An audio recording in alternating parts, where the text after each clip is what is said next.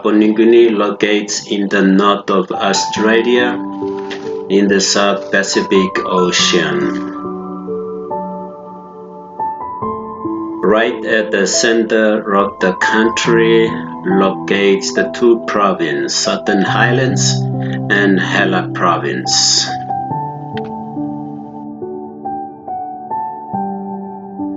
I am Father Ase Timber, a Catholic priest from the Diocese of Mendi, Papua New Guinea.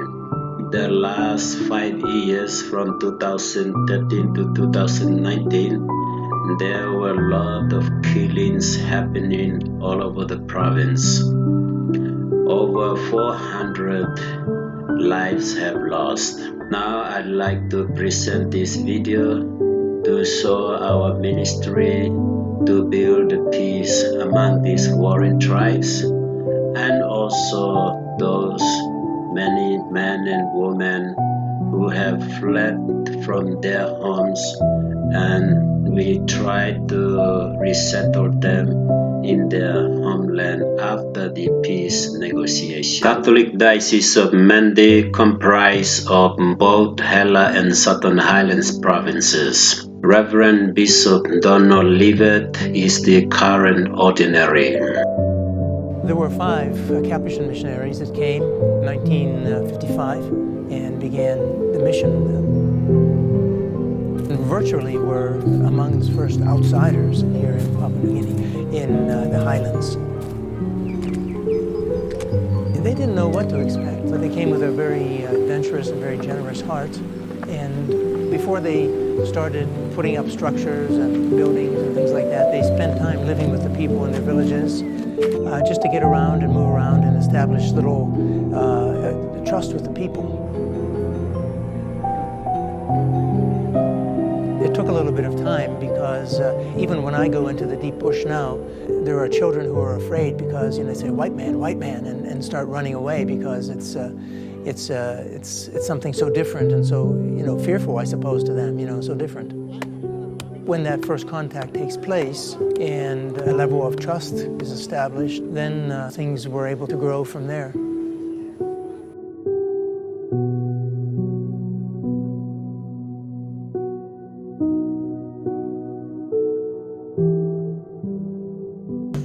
When our first missionaries came, they found people who were in the Stone Age. They were using stone instruments to cut wood and to chop trees and to dig the gardens and things like that. And so they were living truly in the Stone Age. And now, 60 years later, the people really have been drawn, have been pulled, have been forced into 21st century. In the HELA tribe, there are several hundreds of clans, and each person belongs to each clan in their territorial areas. Land is a very important part of their life.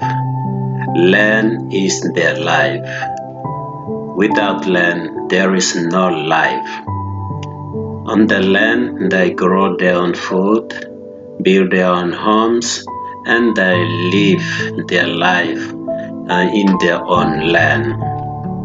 The people are very hardworking people. They make gardens and they build their homes. Generally, HELA people are friendly. They love to make friends and they love to have visitors around them. They are also very religious people.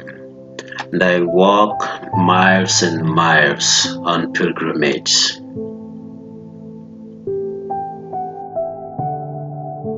HELA is one of the beautiful places in Papua New Guinea. It has natural rainforest, mountains, valleys, rivers, waterfalls, and few other lakes. Some of the animals and birds, reptiles, insects are unique and only found here in this place. They have a very beautiful cultural attires and dances. Actually, their dance is one of the attractive dances in Papua New Guinea. How did this paradise turn into hell? It was nothing but all about power, greed, and arrogance.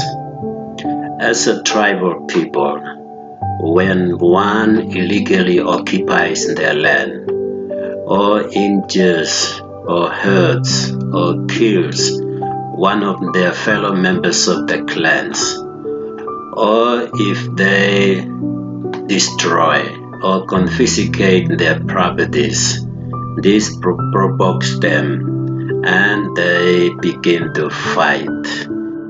The sad consequence of the fight.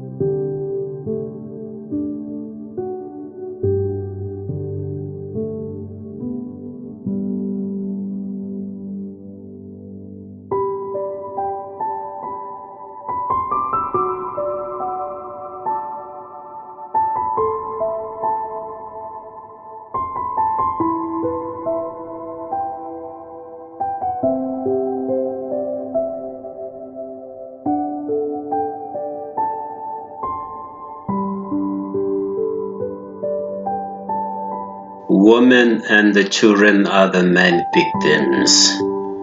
They flee from their home to their nearby villages.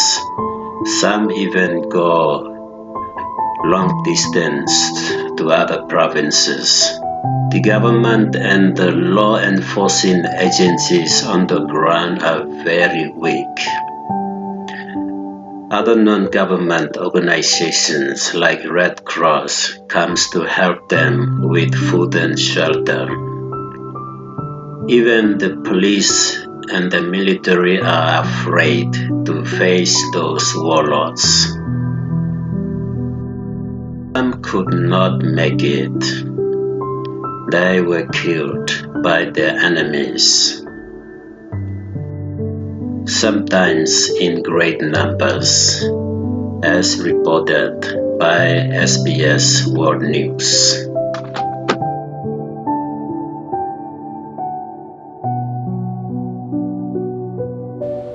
A brutal slaughter in the Papua New Guinea highlands. The bodies of at least 16 women, some pregnant, and children.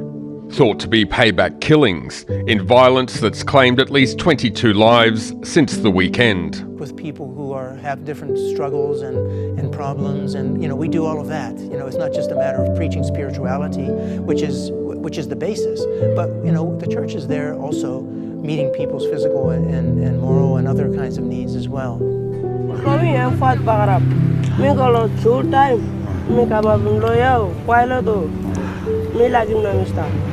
Diocese of Mendi, under the leadership of Father Asaya Timber, undertook this risky ministry of peace mediation. We set up 4 different teams.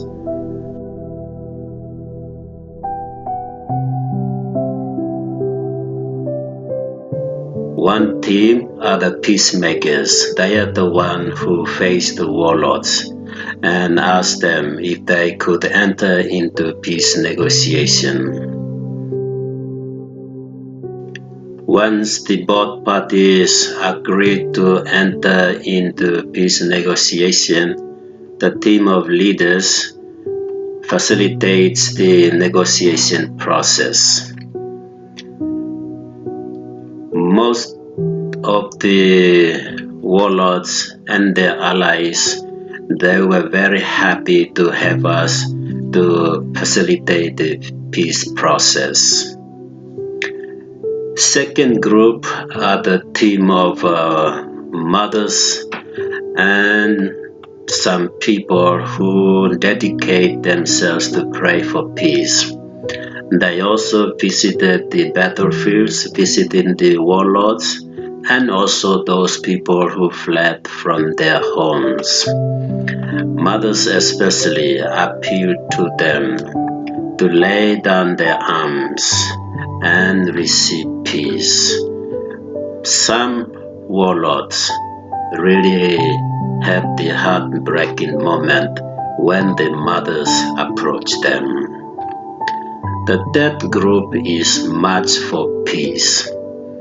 These are men, women, young and old, who turn up in great numbers to march for peace.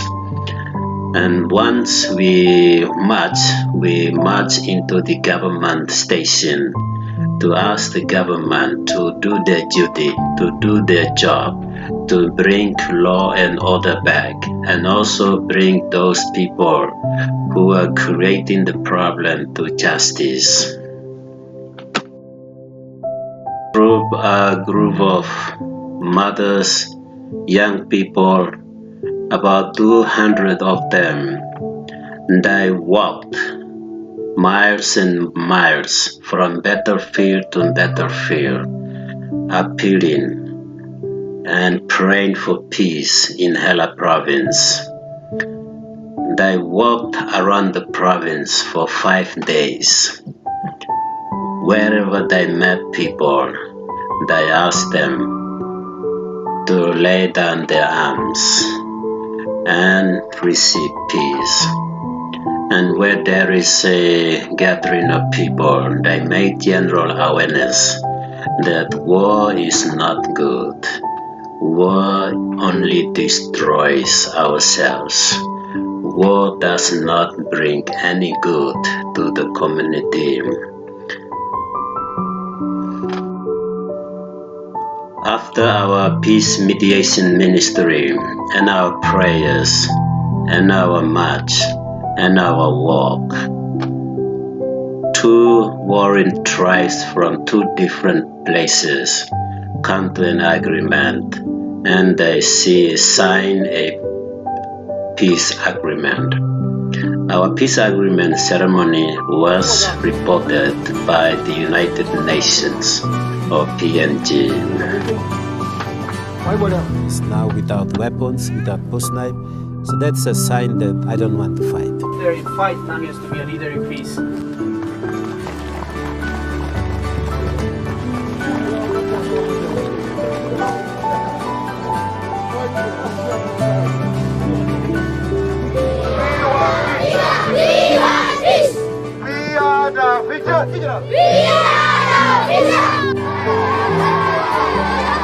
Women and the children are happy to return home after being away from their home for a few years.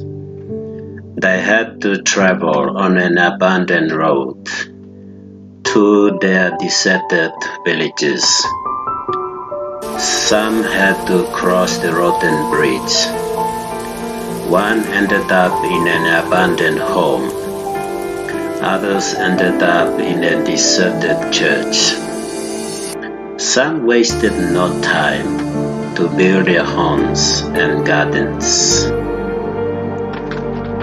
Mission is to mediate 3 more existing fights. Second is to help those people who are returning with some basic needs.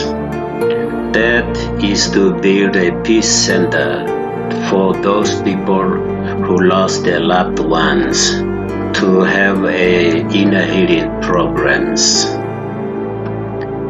You may join us in your prayers and mass and with your donations. May God bless you all.